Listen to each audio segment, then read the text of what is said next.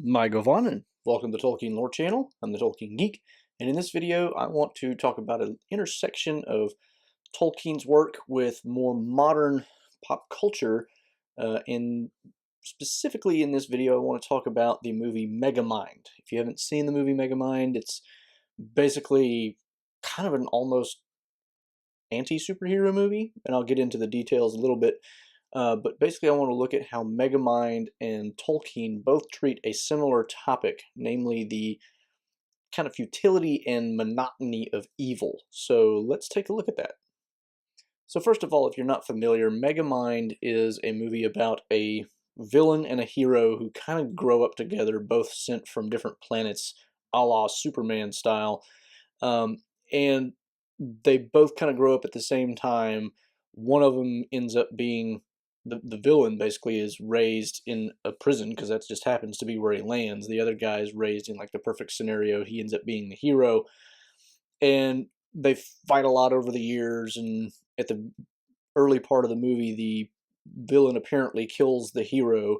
And spoilers, if you haven't seen the movie but want to, it turns out the hero is not actually dead, and that comes out way toward the end.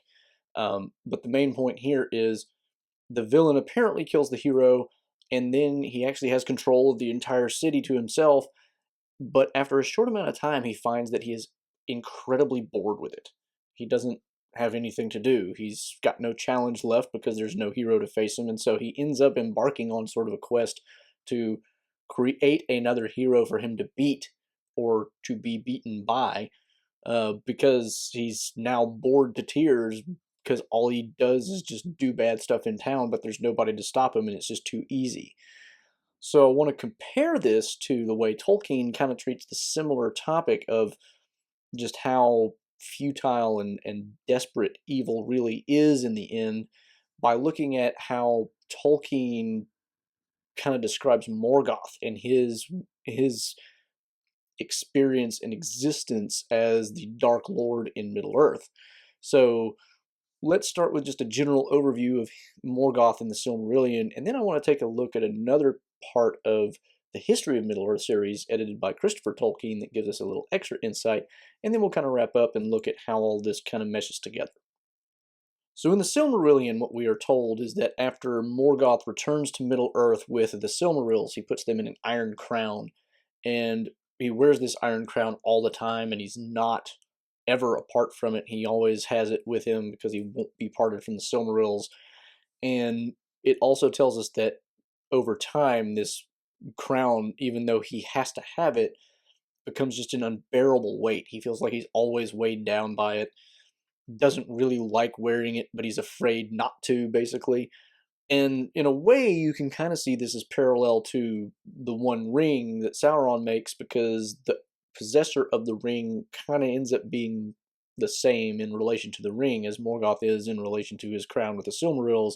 Anybody who possesses the ring can't stand to be apart from it, even though they come to kind of loathe it like Gollum does. He hates it because he can't, his life is no longer meaningful. It has no joy or anything else like that, but he can't get rid of it either. He's addicted to it, but he just hates it. Morgoth is seemingly kind of the same way. And there's other things we get in the Silmarillion that kind of imply that, he spends all this time, putting his power into his creatures, and he's never really goes out on his own to do anything. He only comes out once after he retreats back into his fortress to fight Fingolfin, and then only because he feels like he has to. So he's almost a prisoner in his own kingdom because he's afraid of getting hurt by anybody on the outside. And so he's got this existence where he's just kind of trapped in this dark hall and weighed down by this iron crown that he's made for himself. And at the end of the Silmarillion, the iron crown is beaten into a collar for his neck, kind of literalizing the symbol of his dreary captive state. And this is, a lot of this is kind of symbolic in the Silmarillion. It doesn't go into a huge amount of detail, but it does give us a pretty good idea that Morgoth's existence, to the extent that he's not just, crushing his enemies, which is kind of his goal, what else does he do? You get the idea he takes really no pleasure in much of anything anymore, certainly finds no joy in anything. he does, we do get glimpses into his mind occasionally, like when Luthien is dancing, trying to put him to sleep, and says that he has this really evil thought about things that he wants to do. And you get the idea that maybe he takes some kind of sadistic pleasure in whatever he's thinking about. But for the most part, you get the idea his existence is pretty miserable. But there's also another thing that I want to bring up from, like I said, the History of Middle-earth series, and in particular the volume titled Morgoth's Ring, which has a lot of really interesting stuff in it. So let's take a look at that. So in the volume titled Morgoth's Ring, there is a series of small little essays that Christopher Tolkien puts in there that were written by J.R.R. Tolkien, where he's discussing kind of different aspects of the mythology. And in particular, some of these are referring to the motives of people in the Silmarillion and Lord of the Rings stories, and in particular Morgoth and Sauron. And in the Morgoth's case, he basically says that Morgoth got to the point where he hated anything that didn't have its origin in him, which basically meant everything, because ultimately Eru Ilúvatar is the one who originated everything. And so ultimately he says Morgoth was an ultimate nihilist, in the sense that he really wanted to just destroy everything that wasn't of himself. And he also points out that ultimately he couldn't do this. Morgoth at best could, kind of level everything into a state of unordered chaos, but even then it would still exist, and that still would drive him nuts. And so he's pointing out that Morgoth here is, because of this, in a sense impotent, because he can't really achieve his real goal, which is to destroy everything that's not his own. And he's also despairing because he can't achieve what he wants, and therefore it's like, what, he's just completely miserable. He despairs of ever achieving his goal.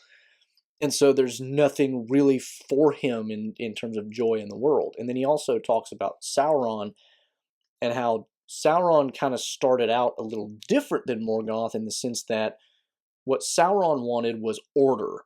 And at first this was in some sense benevolent, because he wanted order for the sake of other people, the benefit of other people.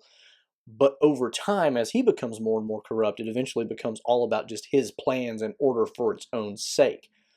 And you can see how both of these would end up being completely monotonous. Morgoth's obviously, because if he actually did just level the entire universe and turn it into an indistinct mass of, unordered chaos, there's nothing really interesting about that. I mean, what are you going to do with it? I mean, he can't, if he makes it into something else, that's still something that came from somebody besides himself, and so he's really got nothing to do, and he can't make anything for himself, so he's kind of just stuck with nothing.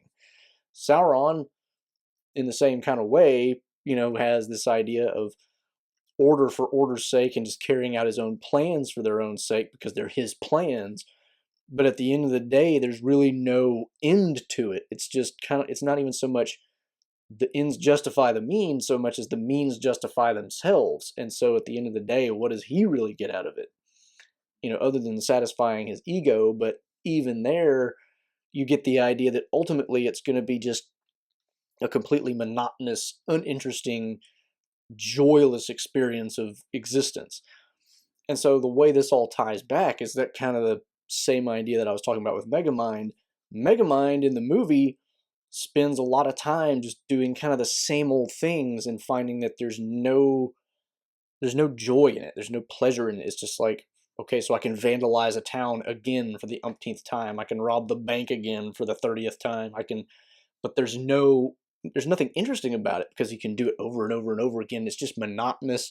There's nothing to make it, spicy or interesting. There's nobody to fight, because nobody wants to fight them, because everybody else is, too weak to do it. And so at the end of the day, Megamind and Tolkien's mythology both kind of show us how evil taken to these extremes really is futile, self-defeating, and just really not worth pursuing. And I mean, what is evil is another question. So I mean, that's a topic for something else, not really on this channel. But the point is, pursuing evil in this way really never ends in anything good. You may think you're doing it for your own benefit, but ultimately if you achieve your goal, you've really just ruined all point of existing in the first place. There's no purpose, there's no interest, there's no joy, there's no nothing. It's just miserable monotony all the way down. And so I just thought it was interesting to compare these two things. So that's my take on how Megamind and Tolkien's mythology both treat the topic of the monotony of evil. So, hope you enjoyed that video. I hope you thought that was an interesting peek at how both modern culture and Tolkien kind of approached a similar topic and dealt with it in remarkably similar ways. If you did enjoy the video, please do give it a thumbs up and share it around. If you want to follow me on Twitter at JRRTLore, I will occasionally drop Tolkien trivia-related questions. You can, of course, subscribe to the channel here. Don't forget to click that bell icon. You can support the channel here, and you can find 2 of my previous videos here. Until the next time, I'm the Tolkien Geek, signing out for the Tolkien Lore channel. Namaste.